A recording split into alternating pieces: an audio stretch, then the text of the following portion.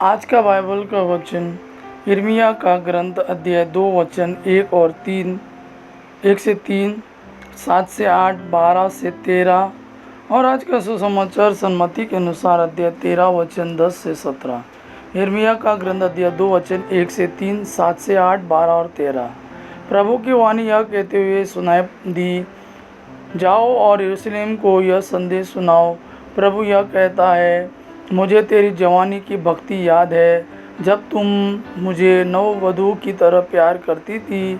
तुम मरुभूमि में बंजर भूखंड में मेरे पीछे पीछे चलती थी। उस समय इज़राइल प्रभु की अपनी पवित्र वस्तु था, उसकी फसल के प्रथम फल। जो उसमें से कुछ लेने का साहस करते थे, उन्हें दंड दिया जाता था, उन पर विपत्ति आ पड़ती थी। मैं तुम लोगों को एक उपजाऊ भूमि में ले आया, मैंने तुम्हें उसके उत्तम फलों से तृप्त किया, किंतु तुम लोगों ने उसमें प्रवेश करते हुए अपवित्र कर दिया, जिससे मुझे अपनी विरासत से घृणा हो गई है।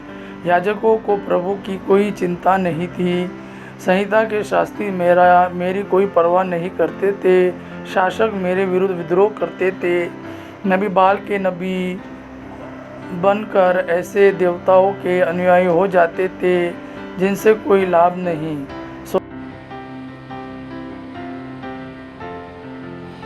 यह प्रभु की वाणी है। आकाश इस पर आश्चर्य करे और विस्मित हो कर काँप उठे। मेरी प्रजा ने दो अपराध कर डाले।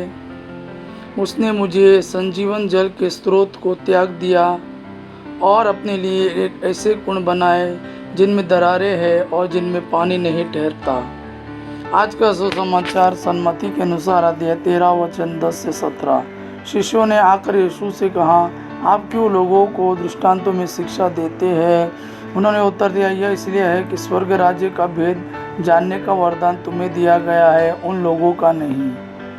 क्योंकि जिसके पास कुछ है उसी को और दिया जाएगा और उसके पास बहुत हो जाएगा, लेकिन जिसके पास कुछ नहीं है उससे वह भी ले लिया जाएगा जो उसके पास है। मैं उन्हें दृष्टांत में शिक्षा देता हूँ, क्योंकि वे देखते हुए भी नहीं देखते और सुनते हुए भी न तो सुनते और ना समझते हैं। ईसाइया का यह भविष्यवाणी उन लोगों पर पूरी उतरती है।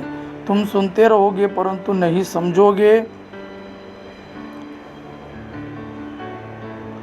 तुम देखते रहोगे परंतु तुम्हें नहीं दिखेगा, क्योंकि इन लोगों की बुद्धि मारी गई है। ये कानों से सुनना नहीं चाहते, इन्होंने अपनी आँखों को बंद कर लिया है। कहीं ऐसा ना हो कि ये आँखों से देख ले, कानों से सुन ले, बुद्धि से समझ ले, मेरी ओर लौट आए और मैं उन्हें भला चंगा कर दूँ। परंतु धन्य है तुम्हारी आँखें, क्योंकि वे देखती है, और धन्य है तुम्हारे कान, क्योंकि वे सुनते हैं। मैं तुम लोगों से कह देता हूँ, तुम जो बातें देख रहे हो उन्हें कितने ही नबी और धर्मात्मा देखना चाहते थे, परंतु उन्होंने उनको देखा नहीं। और तुम जो बातें सुन रहे हो उनको सुनना चाहते थे, परंतु उन्होंने उनको सुना नहीं।